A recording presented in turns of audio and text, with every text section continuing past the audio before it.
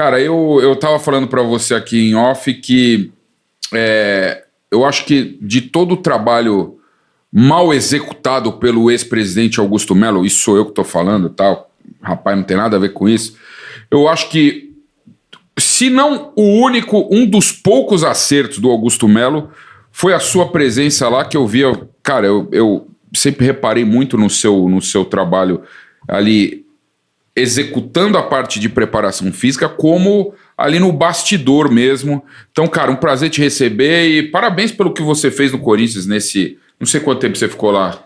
Ano e... Não, foram 10 meses. 10 meses, parabéns. Intensos 10 meses, pareceram Pois 2 é. anos, mas foram 10 meses. Obrigado por você estar aqui com a gente. Eu que agradeço o convite, Cascão, Fabrício, uma honra, um prazer estar aqui.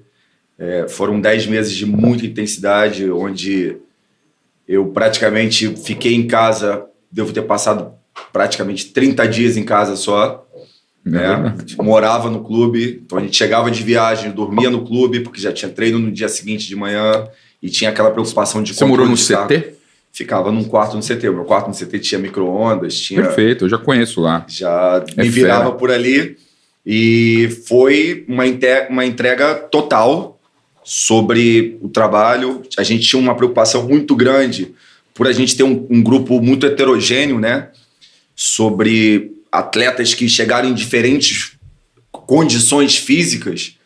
A gente batalhando pelo rebaixamento, brigando nas Copas para chegar o mais distante possível, né? E com atletas que não vinham jogando. O Memphis estava 3 meses sem jogar, vindo de 9 lesões musculares nos últimos 2 anos.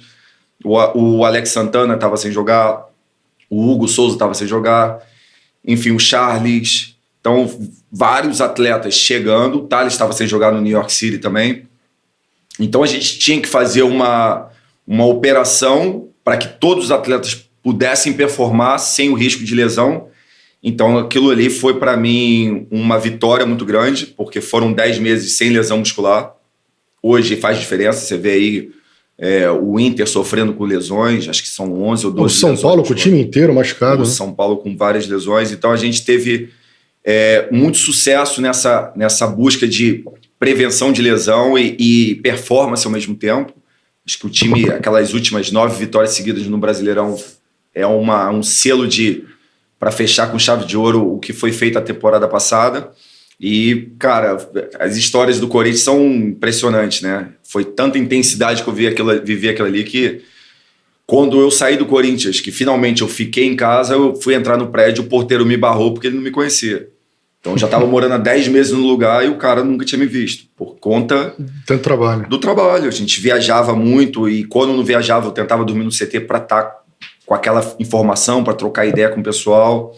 E vivi o Corinthians com uma intensidade de corpo e alma que, sem dúvida nenhuma, marcou a minha passagem e a minha carreira vai ficar marcado. E isso que é legal, você que está assistindo a gente, você que está ouvindo a gente no Spotify ou assistindo, o Diego teve um relacionamento direto com todos os jogadores do elenco, um relacionamento direto com o Ramon Dias, com o Emiliano. Então são muitas histórias, por isso que eu convido você a ficar nessa nossa conversa, porque é uma conversa em que o preparador físico, eu fico imaginando que o preparador, ele é o cara que abastece o cara fisicamente, mas ele serve em alguns momentos até de um psicólogo, até um cara que fica ouvindo ali durante um treino, e que, vamos lá, dá aquele último pique, dá aquela última corrida, é o cara que dá um incentivo. Então, acaba entrando na mente do jogador. O jogador deve ter uma gratidão muito grande, porque eu acho que deve ser 880. Ou o cara é muito grato ao preparador físico, ou o cara não gosta do cara, porque exige, cobra, e eu acho que esses seus 10 meses de Corinthians, muito pelo que a gente vê nas mídias sociais, Diego, de vídeos que a gente vê postados, principalmente de um do Romero, que a gente vai falar muito sobre ele, que me chamou muita atenção, mostra o teu relacionamento muito próximo aos jogadores, né? Você fez muita amizade com esses caras desse elenco do Corinthians, você é amigo deles? Aliás, né? Até tradutor, primeira vez na vida que eu vejo um intérprete preparador físico, que foi o seu caso com o Memphis, né? Foi desafiador, eu já tive essa experiência com o Payet no Vasco. O Payet, por ele ter jogado no West Ham, ele falava um pouquinho de inglês. Achei que você inventou um francês também. Engano também. Engana? Tipo parler français? Oui. Eu só sei falar isso também. Então foi desafiador ali. O Memphis é um cara que a gente teve uma um primeiro contato muito positivo. Eu mostrei para ele todo um plano de trabalho que seria feito até dezembro, com as minutagens, o que a gente faria para diminuir as lesões dele, para cessar as lesões dele. Graças a Deus, até ele, inclusive, semana passada, deu uma publicação depois do jogo contra a Malta, que ele sofreu com as lesões no Atlético de Madrid e no Barcelona, e quando ele chegou no Brasil ele não teve mais lesões, e eu acho que foi bacana, até uma forma dele reconhecer o trabalho que foi feito. Então, tem uma relação muito boa, que é meio controverso, né? Porque eu sou um dos caras da comissão responsável por tirar eles da zona de conforto. Eu sou um cara extremamente vencedor, tenho uma mentalidade que eu puxo os caras no limite, e são 20 anos de carreira, né? Então a gente vai encontrando formas para fazer com que os atletas compitam em alto nível, para que eles possam competir entre eles com respeito, e acaba que eu acredito que o ser humano, de uma forma geral, não somente o jogador de futebol, que ele percebe quando você se entrega ao trabalho, quando você faz aquilo ali de corpo e alma. E eu não estava ali de brincadeira, eu estava ali para ser campeão, eu estava ali para botar meu nome na história. Eu vim para o Corinthians para criar um legado. Quanto tempo iria durar, a gente nunca vai saber. Mas todo dia que eu pisava no CT, todo dia que eu pisava naquela arena ali, era como se fosse meu último dia. Então acho que isso fazia com que essa energia os caras valorizassem. Então o atleta em si, o jogador de futebol não é bobo.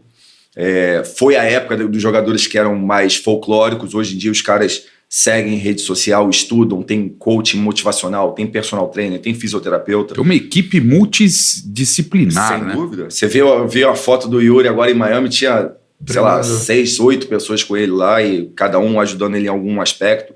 Eu acho que hoje em dia o atleta se cerca cada vez mais de informações e não tem mais espaço para empirismo. Não tem mais espaço para o achismo. Você tem que estar seguro do que você vai fazer. O atleta sabe quando o trabalho é bom.